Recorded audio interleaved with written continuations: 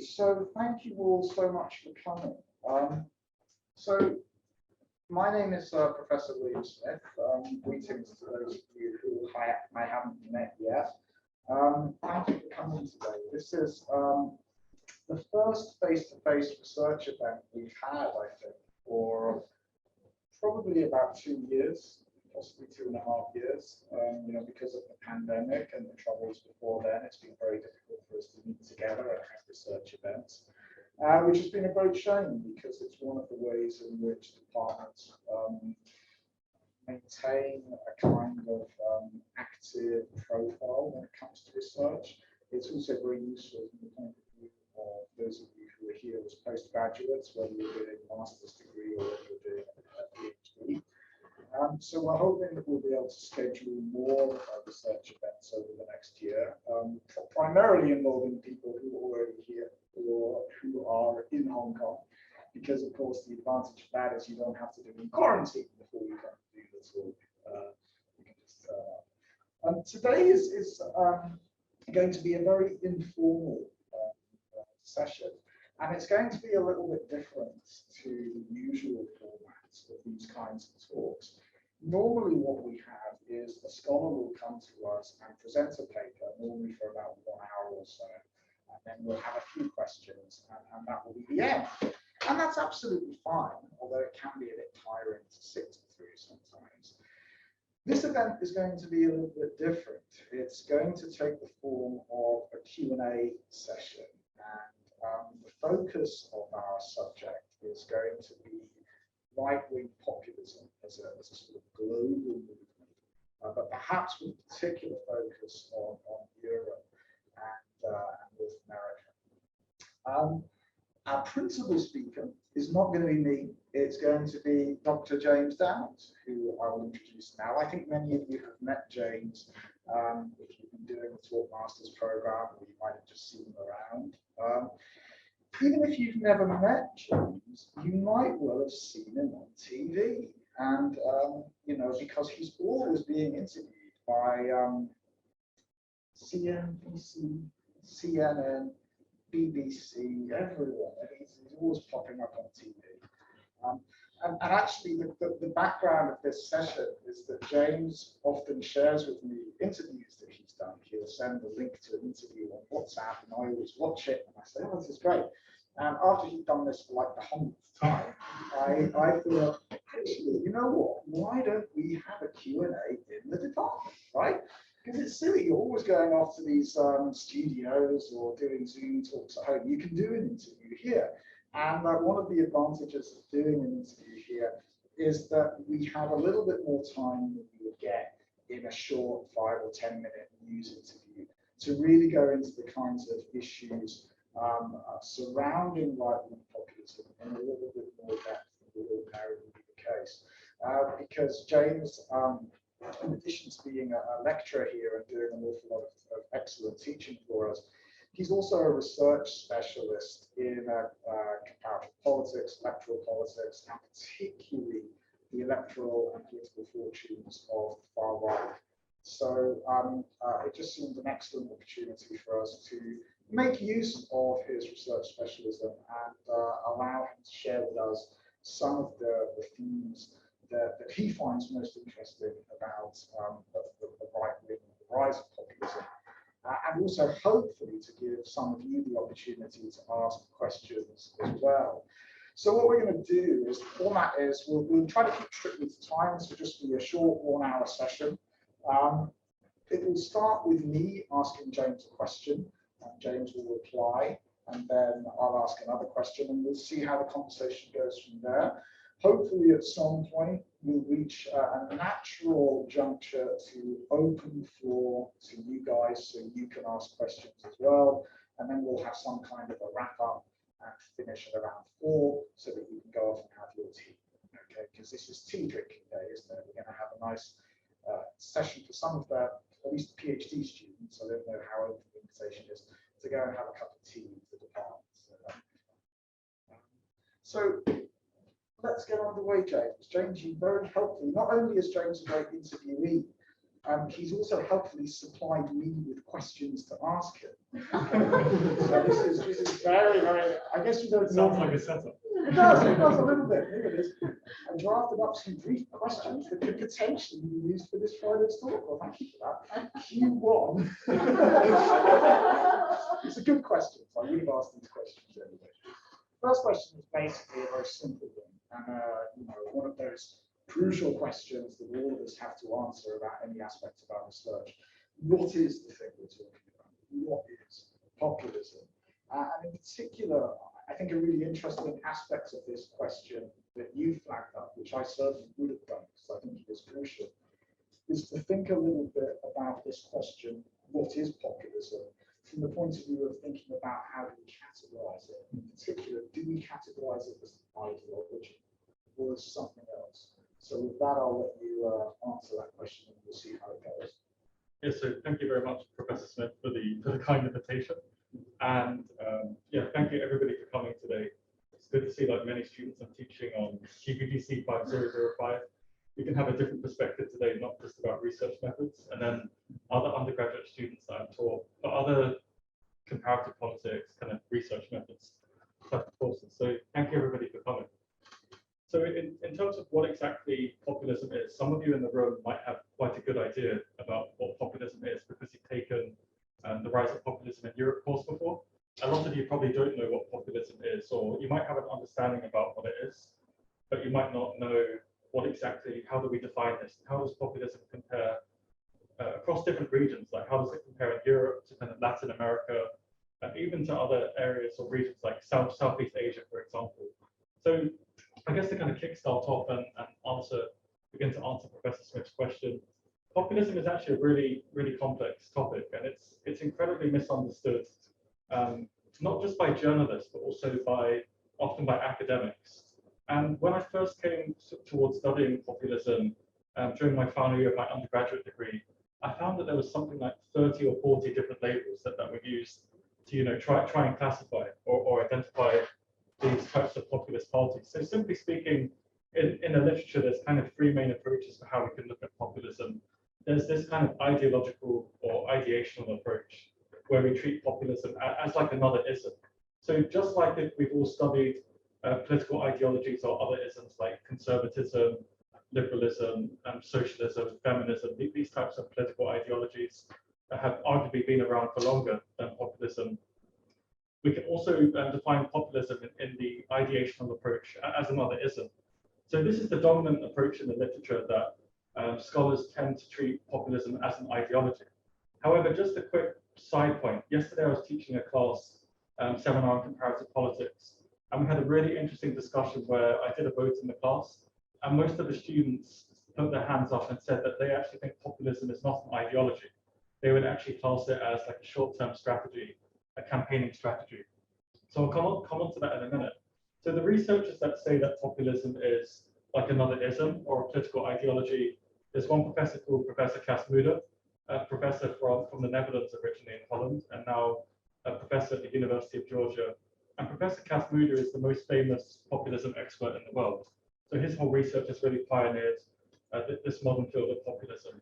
So Professor Muda would say that populism is this kind of anti-political establishment politics. So generally speaking, populists or populist politicians or populist movements, they claim to represent the pure people against the corrupt elite. So they claim to be trying to attack the establishment. So often these populists would be within liberal democratic countries or liberal democratic political regimes, and they claim to be very pure. They claim to represent the people.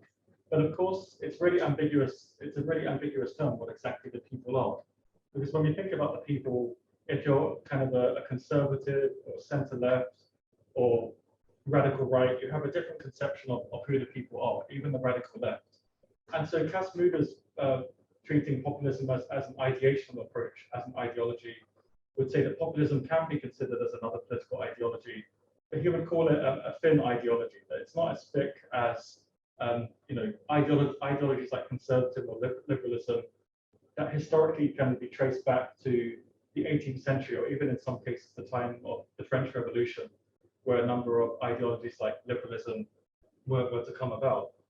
And so there's a big debate in the literature, for example, if we look at the populist radical right, often this is a party family that is very, very nativist, it's anti-immigrant, and this is its kind of what's called a host ideology or its dominant ideology.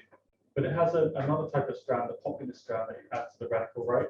And then this type of party would, again, the type of people that they claim to represent are the pure people against the corrupt elite, but they claim to represent, let's say, the working class groups in society, the disempowered groups. And so the populist radical right, or Kasmuda, for example, would say that the populist radical right is another type of ideology under the populism umbrella, where they want to kind of attack the political establishment, and they often claim that particularly on socio-cultural issues like immigration, there's been too much immigration into certain countries. So we can see this by the populist radical right in Germany, the Alternative for Deutschland, the Alternative for Germany party, the Rassemblement National, the National Rally Party in France. It's like seems like a very simple strategy that the populist radical right use across the whole of Western Europe and Central Eastern Europe. And so there are different types of populist parties. So the most dominant one I would say in the world is the populist radical right that this talk is focusing on today. And they tend to focus on issues solely of immigration or even Euroscepticism, being very, very opposed to the European Union project. Now, of course, if you looked at some populist radical right parties in Latin America, I mean, Lucas, sorry to kind of pick you out, you're the expert here on Latin America. And don't worry, I'm not going to ask a question.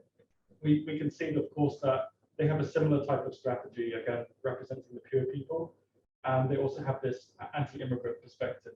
But the interesting thing about populism is that you have, let's say, the populist radical left side, which are much more focused on economics, trying to, redress issues like inequality, which they see as really a key problem in society. And you see populist radical left groups, at least in Europe, in countries like Spain, with Syriza, which actually is now no longer a populist radical left group. It's more of a centre-left type of party. And then also, Greece is Syriza, and then Spain is Podemos. And it's very complex, actually, because populism can be classified as an ideology, as an ism, but you have the populist radical right focusing more on immigration, the populist radical left more on economic strategies of redistribution. And then to make it even more confusing, there's a new type of populist group that's sometimes called ambiguous populist, or even a valence populist. And what valence means, it means that some parties don't have like a right-wing ideology or a left-wing ideology. And that sounds really weird, because at least if you come from the United States political system, or Britain, or even one of the Western European countries, political parties tend to be right-wing. Like, they tend to be very wanting low taxation levels if you're right-wing, or if you're left-wing, you want to have high levels of taxation. But in the case of one party in Italy, the Movimento 5 Stelle, the Italian five-star movement, it's actually recently been in 3 different governments, once with a radical right party, once with a centre-left party, and now with centre-left, centre-right, and different types of parties. So populism is I get really excited about speaking about populism and studying it, because it's always evolving. It's always changing. And so that's kind of the ideational approach. But then other scholars have come along and have said, we can't always see populism as another ism, because it's a thin ideology. It's just really about anti-political establishment politics. But these scholars would say that populism can be a short-term strategy. It can be a strategy for winning elections. And we see this where some conservative mainstream centre-right parties, like in Britain, where Professor Smith and I are originally from, we might think about the UK Conservative Party, which is a conservative party, and it's kind of right-wing, but kind of more moderate.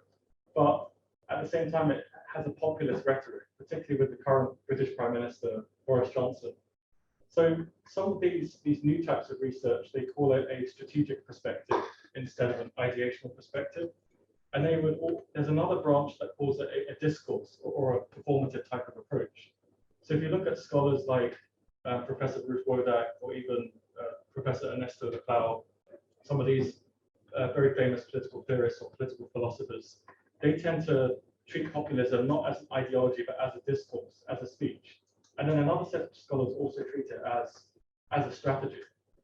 And so it can be very confusing, I think, when both myself as a researcher and also students study populism, because there are these big debates, but it's often quite difficult to kind of make links and to to group them together.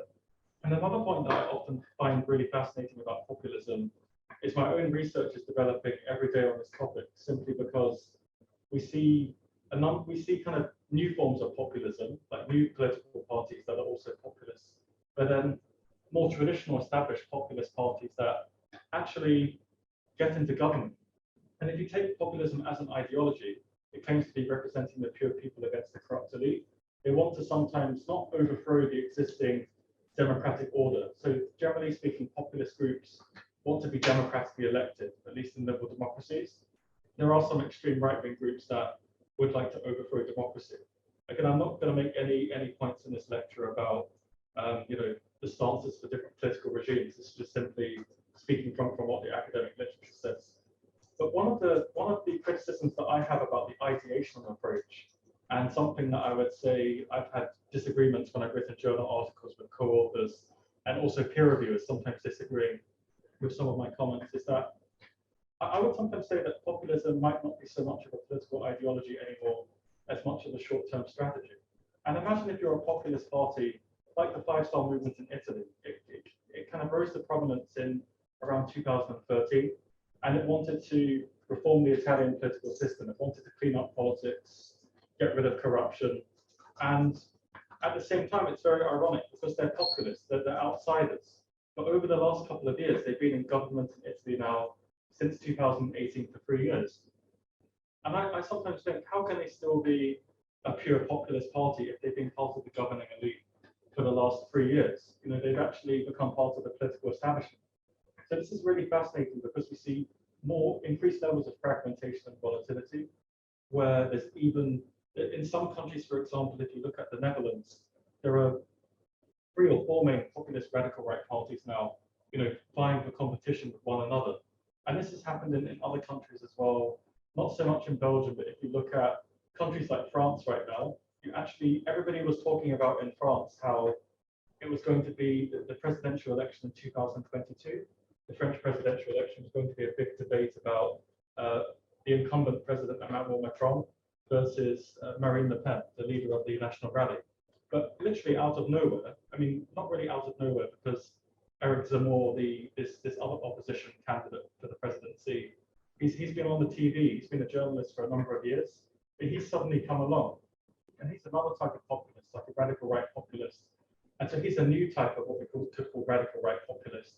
And so European politics, at least the main region that I study, has become so fragmented and volatile, where at the same time, some of the traditional political parties, like the UK Conservative Party, are really populist nowadays, particularly on issues like immigration. Some of the politicians, even within this moderate party, they don't pretend to hide their quite xenophobic perspectives about kind of immigrant groups or even non-white groups coming to Britain. And so there's a lot of debates that I'm grappling with now.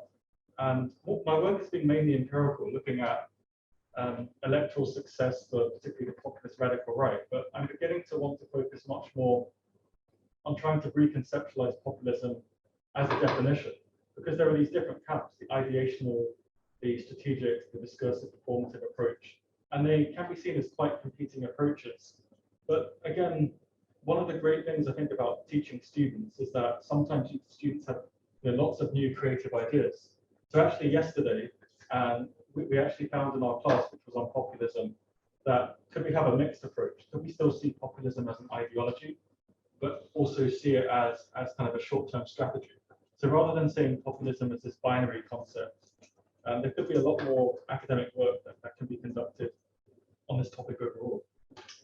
Thanks, James. So there's actually an awful lot I'd like to pick up on there, but I'm a little bit worried that if I just talk about what I find interesting, it's going to sort of drag on.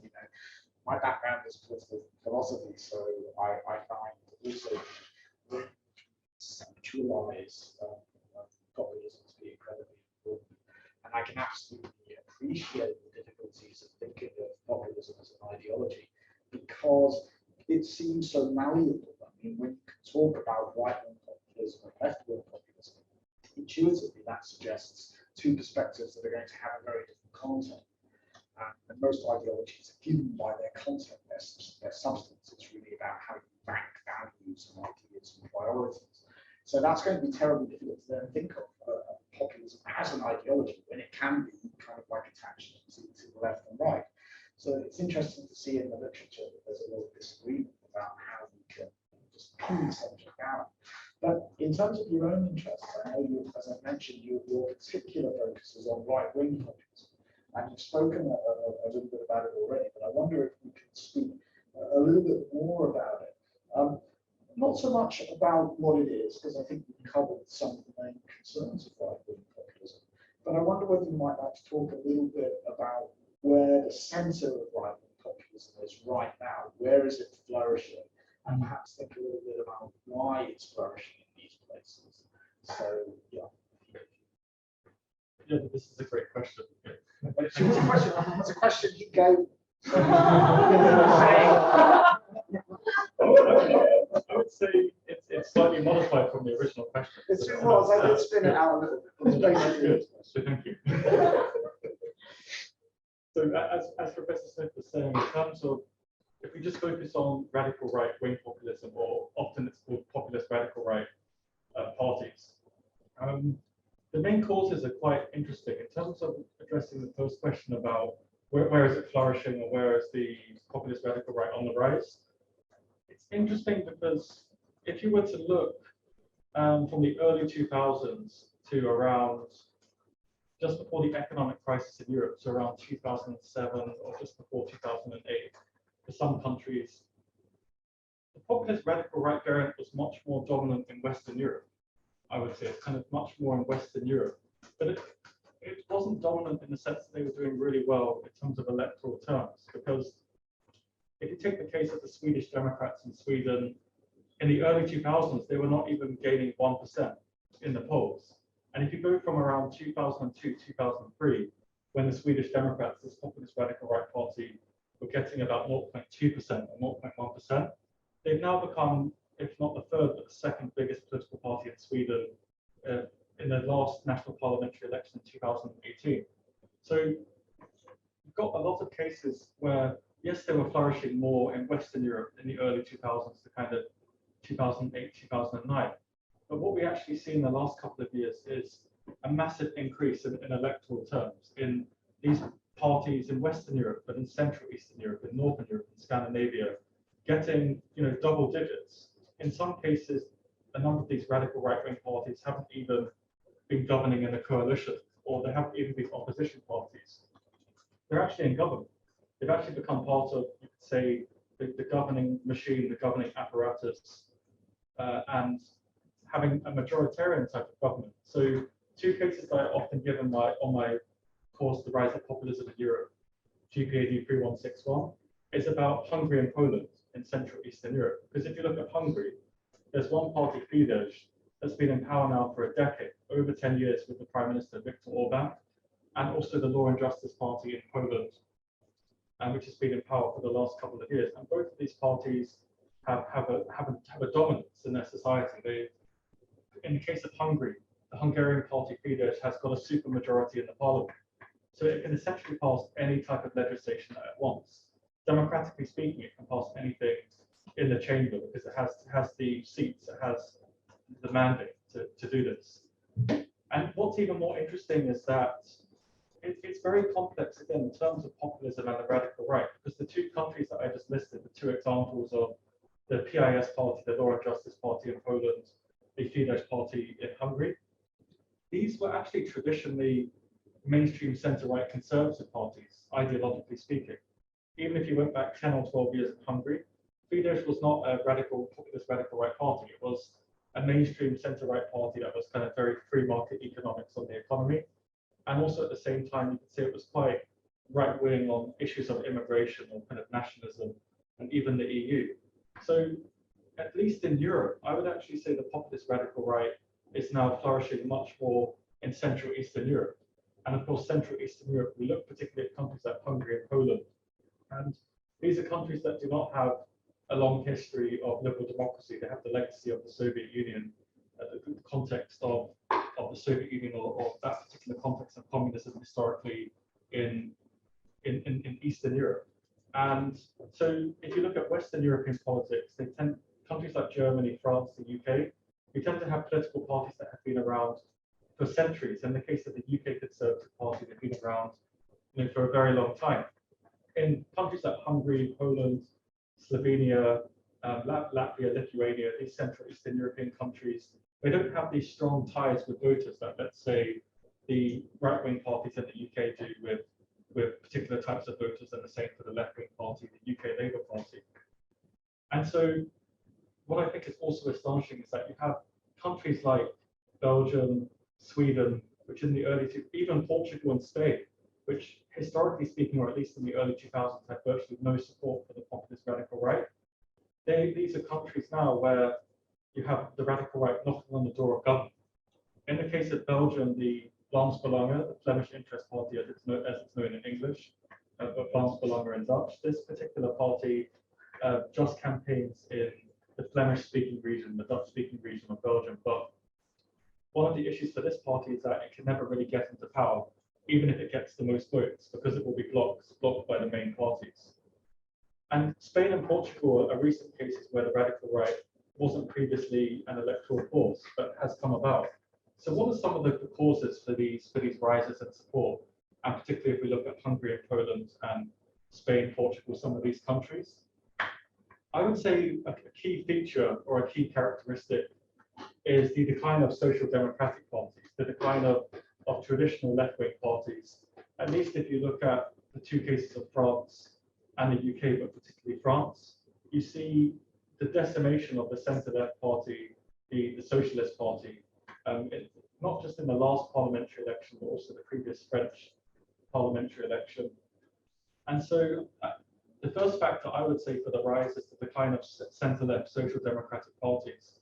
These parties were often the bedrock of modern liberal democratic regimes in Europe. They represented the working classes, the more, we could say historically, the disempowered voters in society.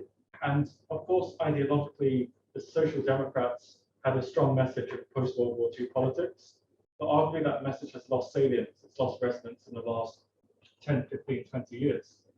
There's a theory called the median voter theory in political science that argues that parties have kind of been converging more towards the centre ground, at least in Europe, for the last 10, 15, 20 years. We can see it with the UK Labour Party under Tony Blair, the former Prime Minister. We can see it in Germany with the SPD. We can see it in France with, again, the Socialist Party.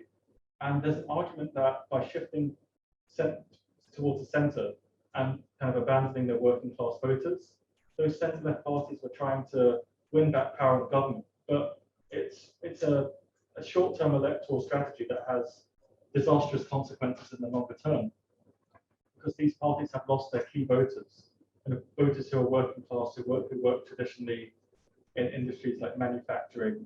And so there's an argument here that the centre-left are on the decline, but there's also another argument about, a second argument, which is about the growing importance of immigration, of socio-cultural issue dimensions, as it's called, issues like immigration, the European Union issue, which have become much more important and salient amongst voters over the last 2 decades. If you look at public opinion polls from the Eurobarometer or any of these polls, you can see that voters have become much more concerned about identity-based politics, like immigration.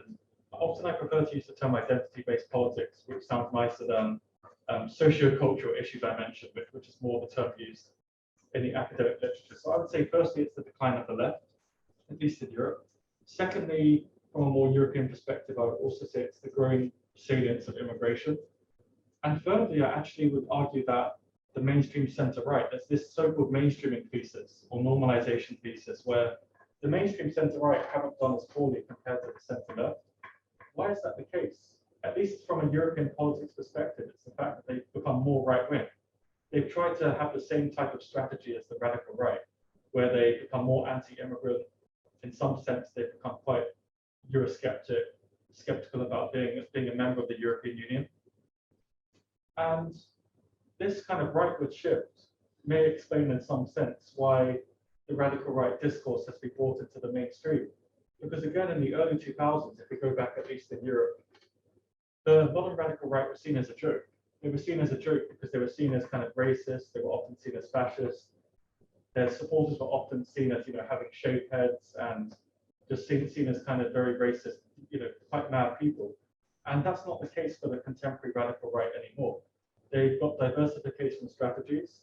They are, even attracting more moderate kind of middle-class voters. We see that in Austria with the FPÖ, the Freedom Party of Austria. But I think the most important issue in the last couple of years is the fact that if we just look at the electoral success of the right-wing, radical right-wing populist parties in Europe, yes, they're doing really well. They're doing much better. Each subsequent election, they increase their vote share, they get more seats. But I think it's more the indirect effect of how they're causing mainstream centre-right parties, conservative Christian democratic parties, to shift more to the right, to the right wing of the political spectrum. So actually those conservative parties, like in Hungary and Poland, are no longer conservative parties anymore. They're now populist radical right parties. So this is the mainstreaming thesis that Professor Kasmuda, much more renowned, famous professors who have been focusing on this for decades longer than I have been coming up with these types of theories overall. So that's the comparative pattern and trend in Europe, at least in Western Europe and Central Eastern Europe. But of course, it's really important to look at other regions of the world. So take Southeast Asia, for example. If we look at the Philippines, we can see Duarte, who's coming to the end of his presidency in the Philippines, and using similar types of rhetoric, kind of the nativist rhetoric, xenophobia, but also claiming he wants to stamp out crime. That was why he was elected in the first place in 2016, being tough on crime and sweeping out corruption. Now, we also see this to some sense in India. So I'm more of an expert on European politics, but I also try to follow different countries across the world, particularly with populism, to look at comparisons and also similarities. And India's got a prime minister right now, Prime Minister Narendra Modi, Prime Minister Modi, who has it's called Hindutva, and it's a Hindu form of nationalism that's linked to Hinduism as a religion. And a lot of these radical right groups across the world, they all claim to be representing a particular people. And there's a theory called ethnic competition theory. And this theory is a theory that comes from social psychology from around the 1960s, 1970s in the academic literature. And ethnic competition theory argues that radical right parties and also political movements of the radical right, particularly at least in Europe, they will claim to represent the pure people who are often the white kind of working class types of voters. And this theory argues that there's this kind of sense of threat, that these voters feel under threat, or these parts of the population feel threatened by, it could be non-white groups, at least in Europe, or it can be ethnic outgroups. And they feel threatened from both an economic sense and also a cultural sense. Cultural sense, for example, could be speaking a different language, for example, from the native language. And an economic sense could be that there's a fear of economic competition between the dominant ethnic in-group and then the minority out-group, the ethnic out-group in a society. And I think we can see this this type of far-right playbook, as it's called, or a radical right playbook, ideological playbook across the world. I think we can especially see it recently, again, in Brazil with Bolsonaro. And I think it's fascinating as a scholar to study this. But I think the biggest threat, or the biggest cause, in my own view, is not the fact that the radical right are doing better in terms of elections. I think the most dangerous threat to the political system, to party politics, to liberal democracy, at least in Europe, again, I'm just speaking in terms of European politics here, is the threat of the former moderate mainstream centre-right conservative parties, who are generally speaking quite moderate on immigration, they're quite free market economically, becoming much more right-wing, beginning to become skeptical about being a member of the European Union. So there's this kind of Euroscepticism, and Euroscepticism is just simply a disliking of the European Union. You can be like a hard Eurosceptic, which most radical right politicians are, which is that you want to leave the European Union because you might be seeing it to undermine your nation, your sovereignty. Or you could be a soft Eurosceptic, where you want to remain a member of the EU just for the economic benefits of the EU. So then that's the distinction. There's kind of hard Euroscepticism and soft Euroscepticism. And I would say, again, these mainstream centre-right parties are incredibly dangerous, what they're doing, because Eastern European politics, they're shifting the whole political landscape from the centre to the right in the sense of they're mainstreaming issues of anti-immigration. And the media is also playing a role here. often that there's Professor Casmuda talks of like a Justin Bieber effect. Now it sounds really weird to say, to include Justin Bieber in this type of talk, the Canadian singer, but the Bieber effect is basically how, you can have like the growing salience of certain singers, or in this case, politicians and parties, and it actually looks like they're becoming an even more powerful threat than they are. So I think we could see this in the UK sense from the Brexit referendum, where the far-right United Kingdom Independence Party only had 1 seat out of 650 seats. Yet Nigel Farage, well, he's been known as Mr. Brexit, but he didn't lead the official leave European Union campaign in Britain. He was able to constantly come onto the mainstream channels like the BBC, Channel 4, international channels as well, and constantly speak about Brexit and issues of identity politics. So I would say it's about the mainstream shifting further right, and also media salience. The media tending to report identity-based political issues, and also tending to give more coverage to populist parties. So populist parties on the whole, at least the radical right variant, has been the most successful populist variant in Europe. At least if you compare it to the populist radical left, which is much more successful in Southern Europe, Mediterranean European countries like Greece and Spain, for example. And we kind of just, of course, we're just scratching the surface in this Q&A section today. But I think what's often under-researched, at least in the academic or the scholarly literature, is the fact that scholars tend to focus on the causes or the electoral success of the populist radical right, but they need to think more about the mainstream parties. What are the mainstream parties doing or not doing to enable the radical right to perform better? And if the mainstream centre right keeps adopting more right-wing anti-immigrant stances, even in some sense more hardly respected stances, that will make them in the end, either they'll end up becoming a full populist radical right party themselves, so they'll lose their moderate factor, or they will simply be eaten up by the populist radical right parties. And that's what we're seeing in some countries as well, such as Italy right now, where I'm writing a book on, actually, with a number of co-authors. So I'll stop there because I think some of the points that I touched upon probably also lead onto some of the other questions. Well, yeah, thanks so much for that. I actually do have other questions, but I'm also conscious that this will be a more interesting session if we open it up and see if any of you have any questions that you would like, or maybe just thoughts you'd like to share. So there's no pressure. Don't worry if you don't want to ask a question. It's not a seminar. But if any of you do want to ask a question, please raise your hands and direct it to James. Yeah, go ahead. I don't know my opinion is right or not, but I think maybe this populism is a little bit similar with the nationalism, because they have the specialists to that against other country or against outsiders. So what do you think is the difference between these two? Or do you think that maybe sometimes nationalism, if they connect to the populism, maybe it's very dangerous to one country to develop further? Yes, this is just my opinion. It's an excellent question. So it's really another ideology question, because we do think of nationalism as a kind of ideology. Yes.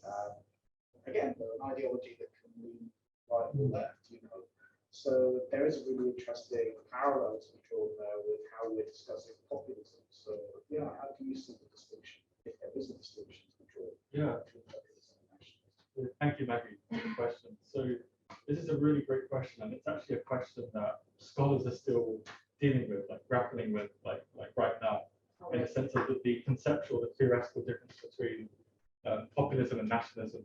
And so Casmuda, again, this scholar that I keep referencing throughout this short Q&A, mentions that at least historically speaking, a lot of these parties that we now call the populist radical right, they would have originally been more extreme right or nationalist parties. So they had what we would call like a dominant post ideology. A dominant post ideology in the sense that they're very nativist. They kind of want, again, they want to have their own ethnic in-group being the dominant group in society. And I think this is why I think scholars and students sometimes become quite, I would say, they have disagreements about the two terms populism and nationalism, because you can often we say the most common term is populist radical right, but also the term radical right is used interchangeably. And so there are some examples, at least in Latvia. There's one party in Latvia in Eastern Europe that is a nationalist party and can be seen as radical right, but it's not populist. It's not, doesn't actually have an anti-political establishment appeal. So I would say that this again is something I think that the literature might need to clear up a little bit more, where we need to make it clearer or more transparent that not every radical right party is populist, but I would say the majority of radical right parties are populist, because some of them have jumped on the populist bandwagon, and they realize that if they want to be kind of if they want to have a particular conception of society where they're, let's say, some of the far right groups in the UK, they want to have the white majority, and they're very concerned about immigrant groups, ethnic groups, then they realize that if they want to get more success, then they can actually exploit populism by speaking about how the politicians in government are corrupt. If you look at the discourse of the radical right parties, they often say the establishment are corrupt. In some sense, they buy into different types of conspiracy theories. So I would say, again, not all radical right parties are populist, but most scholars would use the term populist radical right. But I think again that the nationalism or the nationalist side is the most powerful weapon that the radical right have, at least. But if you look at the populist radical left, of course, they might even arguably be more populist from an ideological sense, because they want to actually reform the European Union, or they want to kind of break up the governments in some sense. They might even, some of those groups want to overthrow the existing governments and even the democratic system. There are some populist radical left or extreme left groups that want to do that. And so that's why I think often journal articles that you read can be confusing, because often scholars use the terms populist radical right or even extreme right interchangeably. But there are big differences, because there's a difference obviously where you can be a radical right party but also populist. But actually within the literature there's a term called the far right. So Professor Kasmuda has a term called the far right, which is like an umbrella term. And then you have the radical right or the populist radical right, which are the more moderate side. Like in Germany, for example, the Alternative for Germany party is it's an interesting party because it's a far right part of the far right party family. But in Western Germany, it's more populist radical right. It's more ideologically moderate. It's anti-immigrant, but they try to tone down to kind of moderate their message. Why do they want to moderate their nativist message? To win more votes, to appeal from a protest politics perspective. But in Eastern Germany, in some areas like Thuringia and some of these other areas, they are actually completely extreme right. They don't even hide their xenophobia or their racism. So this is interesting. You have an example of one far right party. So the modern far right is like an umbrella term ideologically. Then you have the more moderate populist radical right on the one side, and the other side is the extreme right. And some of the Eastern German AfD, Alternative for Germany party members, are sometimes seen as outwardly racist. I've conducted a study actually with some of you in the room may know him, our PhD researcher, Felix Biebrecht, and who was also one of the tutors for populism in Europe a couple of years ago. And we found that both the voters of the AfD and the politicians of the AfD were far more right-wing, even sometimes bordering on neo-fascist ideology in Eastern Germany compared to West Germany. And so that's why your question, Maggie, I think is really important, because I think as scholars and researchers and also students, we shouldn't really use the terms populist radical right and radical right interchangeably. I think I've also been guilty of this sometimes when I've written journal articles. And because again, populism can sometimes be seen as separate, but the nativist element is the key crucial element, the dominant ideology for the radical right, at least in Europe, for the populist radical right.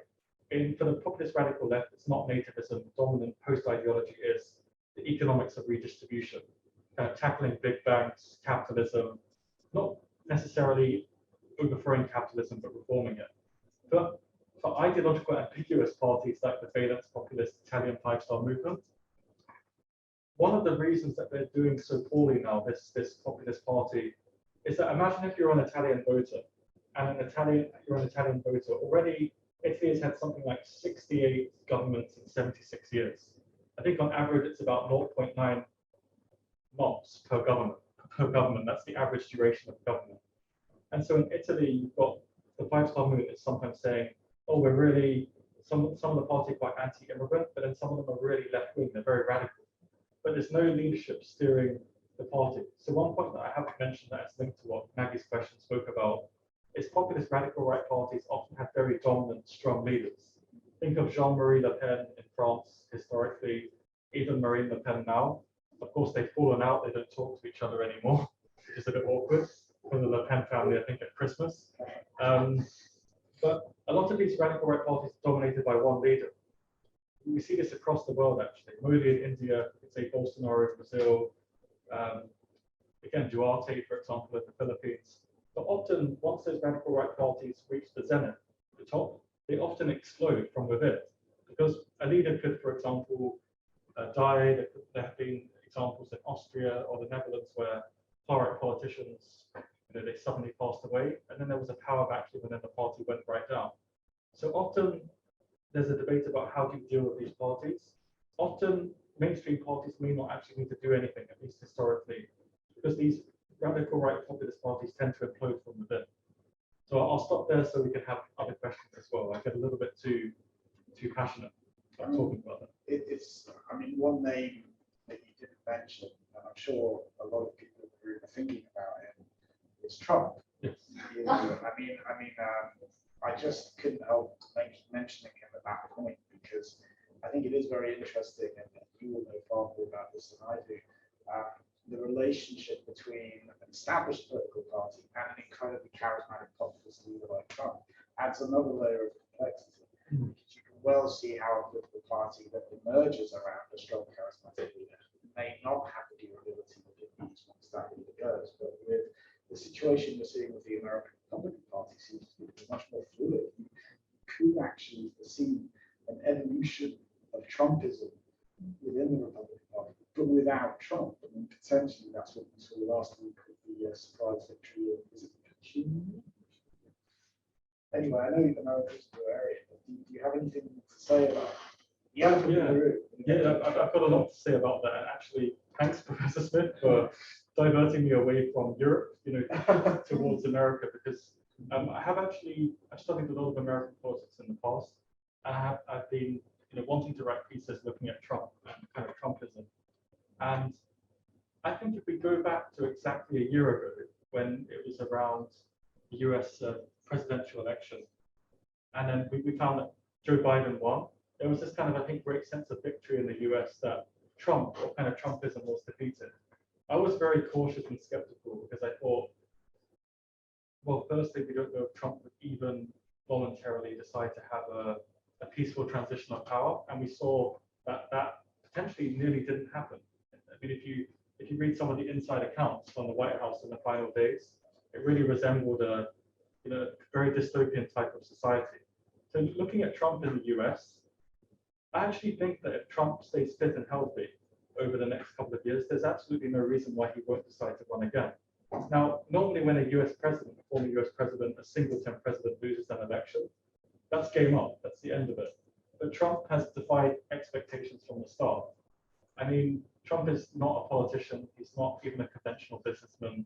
And let's say even if Trump decided not to run, then we might even have an even more potentially dangerous threat from the radical right side of the Republican Party, or even the infiltration of the radical right, which has arguably occurred within the Republican Party right now.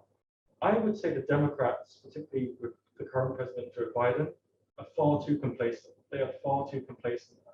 They're of course right now they're focusing on trying to sweep up, you could say, the mess from former President Trump's time in office, focusing on climate change, of course, focusing on China, focusing on these big foreign policy issues or areas. But I think they're also ignoring the elephant in the room, Democrats and Joe Biden, President Biden, by not thinking about the possibility, at least from what I've read and from when I've been talking to American experts of American political science, I thought that the Democrats are extremely complacent. They're not really thinking about the next presidential election, which is actually not too far around the corner. I would say there's a very real possibility that Trump, even if Trump doesn't run again, another kind of Trumpist or Trumpism candidate will run. You could potentially have a candidate who's more ideologically sound, more ideologically savvy, more strategic than Trump, and how he or she could get their message across. And so a year ago, there was kind of this big celebration in the US, or probably a little bit later because Trump didn't concede the election for some weeks officially. But I think America is really important for us to discuss because political commentators are still arguing about, is the US really a full level democracy right now? I would argue it's not actually, my personal perspective, because of the Capitol Hill events that took place earlier on this year. I would actually say as well, the American political system is rather undemocratic historically as well, because there are many groups who are still restricted on voting, even in the 1970s and 1980s, like African American groups. But going back to the radical right threat, Twitter, for example, deplatformed former President Trump. And I think that's quite dangerous when you have organizations like Twitter, Facebook, trying to remove the radical right threats by removing them from traditional platforms. That actually takes them out and could even strengthen them because they're going to go on more radical right apps. So then they'll be going underground to kind of campaign and to ideologically organize. So we definitely haven't, I actually think we could just be at the start of the Trumpism movement in the United States. And I think governments across the world, not just in the West but the East, are going to have some contingency plans for another type of radical right politician, whether it's Trump or another figure, potentially forming the next government. Because President Biden's poll ratings are plummeting. They've decreased massively. And we would be really ignorant to ignore the fact that that's linked to perhaps the rising support for some right-wing groups or parties overall. And I think the Afghanistan debacle, the fact that America is no longer the dominant power in the world, I mean, that's an objective fact. I think that has a clear role in some of why President Biden's approval ratings are going down. So we haven't seen the end of Trump at all, honestly. Yeah, I mean, and I think that Virginia gubernatorial election was so interesting because you had a candidate, the winning candidate, who substantively was very similar to Trump. I mean, he really ran on those cultural identity issues that we were talking about. I mean, one of the funniest things from my point of view, one of the scariest things, was that this candidate focused on something called critical race theory, which is a sort of fairly esoteric theoretical left-wing framework, which, believe me, as someone who's a sort of avid reader of this kind of literature for 20 or 30 years, it's very niche. Not many people will be aware of it. And yet he very skillfully managed to turn it into a really wedge issue for him. I think he really got a lot of support as a result of focusing on this cultural issue. And there's obviously a lot you can say about racism there and about sort of populist anti-elitism. But one thing he never did do was talk about Trump. He really avoided mentioning Trump, and he didn't want Trump to come and campaign for him, which is really interesting because it does suggest that the substance of Trumpism could survive, kind of with or without Trump. You could see Trump coming back and mobilizing people like he did before, or you could see him staying away. And that might be very attractive from the point of view of the far rights and the Republicans Party, because Trump does repel a lot of people. He brings a lot of people out just to vote against him because they hate Trump. So I agree with James. I think we're really, I don't know whether to say at the beginning, I just don't know, but we're certainly in a period of great uncertainty about where America goes next. Any more questions or comments? Thanks a lot for this lecture. My question is, as you mentioned, that when people are talking about in the context of talking about the populism, they most likely talking about radical right. But my question is, what is the fundamental reason that caused the decline of the left organization or political powers in Europe or even in the United States? In the US, probably have some politicians who like populists, I think, like AOC, but it's not as radical as certain politicians in Europe. So, like I mentioned previously, my question is why the growth of the left wing or populism in the left wing are as radical as the right wing. thanks for the question, Yang Chen. So I'll dive straight into the answer, and I'll try and be as brief as possible so other people can talk. So I think, as I was just saying right now, I'll address the radical right side and then come to the radical left side. Well, I think in terms of the main decline for the left or the centre left in Europe, particularly if you look at the UK, France, Germany, 3 countries in Western Europe, one is actually one is not necessarily to do with the populist radical right. One explanation for the decline of the left is structural changes, like demographic changes in society. For example, at least in Britain, the working class groups in Britain, you could say, historically had a much closer relationship. Like when the Labour Party was formed, it was like a trade union. It was kind of like a workers' association, and across time, the Labour Party lost that link. There's been some recent studies that have shown that one of the declines of the left is not actually due to the radical right, but more about the changing, the diversity of, at least in Britain, the diversity of the population, where there has been a decline of the white working class groups in Britain, partly because there's been, if you look at the census data and demographic data, there's been an increase of diversity in terms of different ethnic groups immigrating into the UK, and also you could say kind of Britons who identify as being mixed. So I would say mixed race. Like, so one of them I would say is a demographic change where society has changed across time, and the left have not caught up. They're still stuck. Some of the very radical left members of the centre left are stuck trying to have a very different ideological message, and then the more moderate centre left don't really know how to construct their argument. They don't actually take a step back and think, who are we representing now? Because the voters that they represent in the 21st century are totally different to the 20th century because of demographic structural changes. Globalization, of course, is a term that everybody often talks about, but nobody really defines it, or really it's tended to use as a big, broad term. But I would say globalization is arguably playing some kind of indirect role. But I would again say the main decline of the left is caused by the weakness of the political parties and even the politicians in the 21st century. And there's no clear way back, I would say, for the left right now in terms of winning back power, apart from perhaps in the UK Labour case, waiting for the Conservative Party and the Prime Minister Boris Johnson to muck up the economy and to have different types of corruption scandals. But that's a very negative type of campaign, in the sense you're waiting for the other party or the other politicians to screw up. I don't think there's any simple way for, at least in France and the UK, for the centre left to come back, apart from waiting in the opposition and biding their time for the mainstream centre right to kind of screw up and perform badly. In terms of the radical left side, this kind of makes me think that I think one of the reasons that there have not been as much research on the populist radical left is the populist radical right it's a very trendy topic, particularly for journalists, and we see this in how it's reported.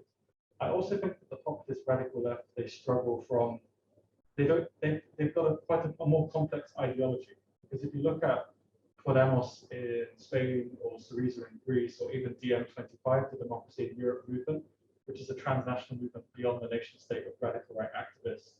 It was founded by Noam Chomsky and former Greek economics minister Yanis Varoufakis. They often speak about very heavy issues like redistribution, reforming the EU, but how much do voters really care about these issues? They're more likely to probably care about their day-to-day job, the economy. How much are they going to really care about technical issues of redistribution, resource management, or even reforming the EU? So I think the radical left suffers from a perpetual ideological problem. And the Labour Party in the UK did experiment with the radical left project with Jeremy Corbyn as leader, but arguably that was kind of short-lived, and the party tore themselves apart. So I'm happy to kind of speak more about this afterwards as well, where I can go into more detail. But thanks for the question. Questions? Yeah. Yeah, I have a question with that. Just what you have mentioned, and I have a personal perspective is that the young Werner Muller, who is a professor of the Princeton University, and in his book, What is Populism, he come up with a comment on populism, is that populism is not a legitimate part of the contemporary democratic politics. But we also think that the populism is a strategy for the right-wing populist party to win election. So this is contradictory in my personal view, because since the populism is not a legitimate part of the democratic politics, why these right-wing populist party win the elections? Because they use this populism to win the election. So my concern is that if the populism will lead to the, or if the democracy will lead to the populism. And a very interesting phenomenon is that Max Weber defines a leadership as charismatic leadership, which is defined by Max Weber. And the phenomenon is quite increasing in the world, just like Donald Trump, Duterte, and Modi, and Han Kuo-yu in Taiwan. That's also a very interesting example. So my concern is that not all the people in the country is rational. So if leadership just like the Trump emerged in the democratic countries, the populism is just seem like cannot be avoidable. It is avoidable. Yeah, that's my concern. Great two questions. Thank you. And that's got me thinking a lot. I'm going to address the second one first. I think it's a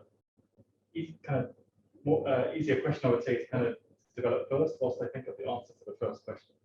In terms of, I think Professor Jan Werner Müller has got a really interesting take on populism, and it's kind of a more theoretical, philosophical take, let's say, than Professor Casmudo or the other scholars working on populism from the ideation approach. In terms of Max Weber, when we think about the charismatic leader, I think that's what it's another key driver. It's a key driver actually of right-wing populism. It's one that I didn't identify earlier. I would say that when we go back to the interwar period, at least in Europe, if we take the cases of the rise of the NSDAP party with Adolf Hitler, or even Benito Mussolini, the Italian fascist leader, they had that kind of personalistic or even charismatic leadership quality. And you can see that when they, single individuals personified and dominated their party. And of course, when you think Adolf Hitler's name was, the Führer, like the ruler or the leader, and then all of these different concepts that came up. And that's one major similarity with the modern populist radical right, or we could call the modern radical right, if you like, where they have that one leader again dominating. They can be seen as charismatic, and they're often seen as competent as well in terms of managing those issues. But one reason actually, when we look at different types of crises in the modern day, the populist radical right or the populist radical left did better in Europe in the 2008 to 13 economic crisis, but the populist radical right didn't do as well as expected. There's a simple reason. The populist radical right is not renowned for having any types of sensible economic policies. Again, they're kind of very much one-trick ponies. Their raison d'etre or their reason of being is nativism, that immigration type of strategy. But again, I think that's why where we can see the growth of the populist radical right in the future is the most successful populist radical right parties will have a dominant, charismatic type of leader. Again, we can put Trump in that same light. We don't have to, we can dislike Trump, but at the same time, you have to say that he knows how to whip up a crowd. He knows how to play to his vote base, whether you really dislike him. That's a key factor. And a number of populist radical right parties they're moderating that, they're diversifying. In Italy, for example, in the COVID-19 pandemic, we see some of the radical right parties changing there, particularly the Brothers of Italy, Fratelli d'Italia party. We actually see some Western European far right parties becoming more tolerant and inclusive of LGBT rights, for example, beginning to actually embrace openly gay candidates. Marine Le Pen has done that with her de-demonization of the National Rally, changing the name from the National Front to the National Rally. And we also see that with other types of radical right parties becoming more inclusive on certain issues. But in Central Eastern Europe, they're not actually anti-LGBT in Hungary and Poland. So I think we can actually begin to study the populist radical right, at least in Europe, from two lenses. One looking at a separate Eastern European radical right ideology, and another looking at a separate, perhaps more inclusive Western European radical right ideology, because these party families are really different. One reason they can't gain why the radical right struggles in the European Parliament to get a coherent ideological bloc is a West versus East divide, and also the fact that economically speaking, radical right parties, some are left wing, some are right wing. So it's very diversified. And in terms of kind of thinking about more populism and democracy, it's a really interesting question that Professor Jan Werner-Müller from Princeton University has often written about. And I think that it's interesting because the more moderate populists, they claim to want to be democratically elected and then to reform the democratic system. But I think there's a strong case in the next decade or so that if the current trend continues, some of the right-wing populists at least will, whether inadvertently or not, I think it will probably be more deliberate. They might even, they're chipping away, they're trying to reduce democracy in Europe. Hungary is no longer a liberal democracy, it's an authoritarian type of regime. Because Fidesz has reduced, it's actually made a number of constitutional changes, and clearly populism can be a positive thing for democracy. Where we might think sometimes in terms of an election campaign. Obama had his change campaign that could be seen as very positive, trying to redress African Americans and to give them more, empowering them. So I think populism can work both ways. For some left-wing populists, they might see populism and democracy as going in hand, but some right-wing populists may even in the long term seek to destroy democracy, not just in one swoop, but gradually. But again, we don't actually know the true nature of these radical right populist parties until they're in government. And of course, we have to go back into history and remind ourselves, again, if we take a more European perspective, that actually, ironically, Adolf Hitler in Nazi Germany, for example, was actually democratically elected. And of course, then got rid of the democratic system from within. So we're living in really volatile and uncertain times. And I think populism from the radical left side could be trying to empower people. From the radical right side, you could have populist leaders who claim to represent the people, then subjugating the people when they're in government. And Italy is one case that I think we should all focus on in the next couple of years, because right now you have 40% of the vote, 41% of the vote in Italy going to two radical right parties, the League and Brothers of Italy party. And in opposition, the League is actually the established radical right party led by Matteo Salvini, that's in the governing coalition with Mario Draghi as the Prime Minister. And then the Brothers of Italy party is in opposition. However, the Brothers of Italy party led by Giorgia Meloni is neo-fascist. In recent times, it's beginning to embrace certain ideological aspects from the Mussolini period. So Italy is a case for us to look at, because I don't think, at least in European terms, that we're beyond the ideological reach or the confines of fascism or neo-fascism. That's still definitely something that could be a byproduct or a spillover effect from a radical right. Let's say Italy at the next election, which should be in 2 years' time, there's a very chance that the radical right could win a majority. And then you could see the infiltration of the radical right by more extremist anti-democratic groups. So it's a really great question, and I'm sorry that I go off a little bit on different tangents, but I think Italy is one country that, at least in Europe, Western Europe, we should pay attention to, because it's shifting more right-wing, and the right-wing is dominant right now. It's also quite a nice point upon which to end, because it's a good way of saying when your book Italy comes out, we should all read it and learn, because Italy is the cutting edge of right-wing populism. So, right, well, apologies if there are more people who want to come in, but it is getting quite late now. It's coming up to 4:15, and I know there's going to be a social event organized for you. Behind, I can't remember, the CUAV Amenity Center. So if you do have questions, please do come along. I think you're going to go, Jay. Yeah, so he can carry on talking, or you can share your questions with him. It's nice to have some face-to-face. It was. That was wonderful. Thank you so much for coming. Thank you for coming.